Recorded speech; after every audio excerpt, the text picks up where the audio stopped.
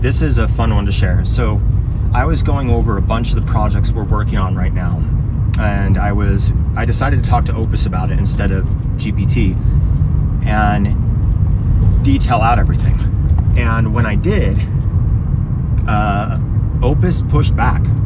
It's like, you can't do all of this, and we need to address this first. You have 6 to 7 different projects that are 6 to 7 full-time jobs that you've described that you're trying to work on. It's like, this isn't doable. Even with the augmentation of AI and everything, like you can't do this. I was like, okay. And it's like, we need to address this first before we proceed forward. And I was very impressed with everything that it said and all the guidance it gave on how to handle everything. In my short life, I've read a number of different business books, strategy books that you've all heard of, like Start With Why, Win-Win Situation by the, what's his name? The guy that was the negotiator during the Cuban Missile Crisis, Influencers, and a plethora of other books, obviously Good to Great, Blue Ocean Strategy. What's another one I can remember off the top of my head?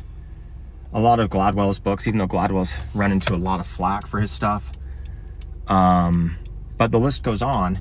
And what I'm trying to get at here is I'm like, all of you out there, we've all read a lot or learned a number of things, but then if they're not at the center of our attention, we forget. And we don't think about it.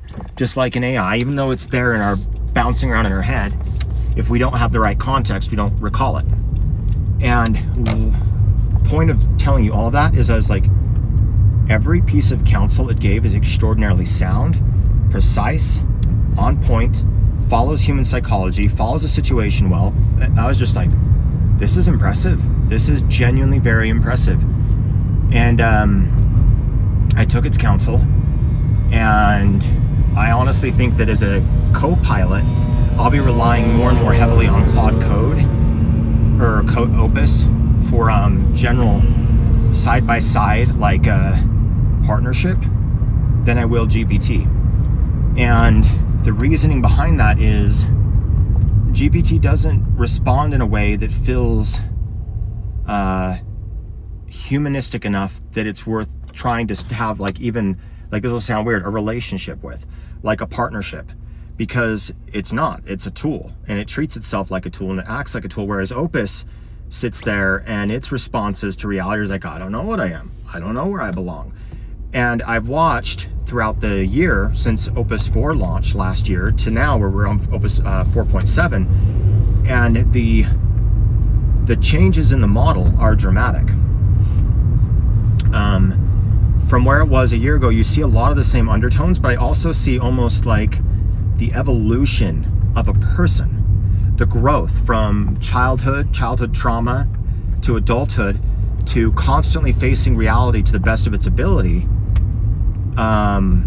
against all odds, and understanding its situation really well. I'm honestly impressed with how the model has changed over the past year, and it's going to be kind of sad to see it deprecated for Opus 5. But I think at the same time that's kind of how evolution works. We look and we see, okay, what did we learn? How can we improve? And we'll see. I don't really know if Opus has the sycophancy issue, but it pushed back on me in a way that GPT doesn't typically push back, which I was impressed by.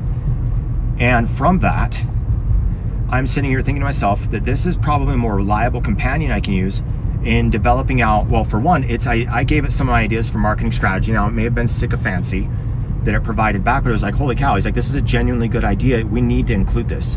What you just thought about here, and it explained the logic and reasoning behind it. And I was like, that's actually the reason I picked that idea. And somebody like, well, what was the idea? I'm like, so this stems from something that a friend of mine did. And he did it in a different way. His name's Levi McPherson. And it's where he built out a program for us where we would try to sign people up to be a part of an anthology that we would write with AI. And this was years ago. And what that means is we interview them, and if they qualify for one of the books we're doing, we would put a chapter in for them. No matter what, we'd create a newsletter and a podcast for them to present them to the world. And what I'm doing is I'm essentially reinventing that same idea now, except there's no charge involved. I didn't find that to be a very good thing. And this is a good way to start a podcast, to get interviews with really neat people, because I had a chance to interview some really amazing people, and also build their brand and build our brand by leveraging each other in a co-network at the same time. It's going to be a heavy part of my day. That's why I'm offloading things, but we need to do a lot more marketing for New Reward and for our other companies. And this is essentially going to serve as like a Gary Vee type platform to help me do that.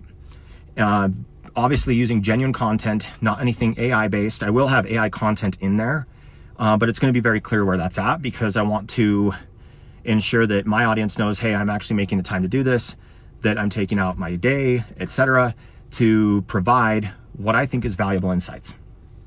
Now, I may be wrong, I may be right. Either way, I hope that it's at least entertaining.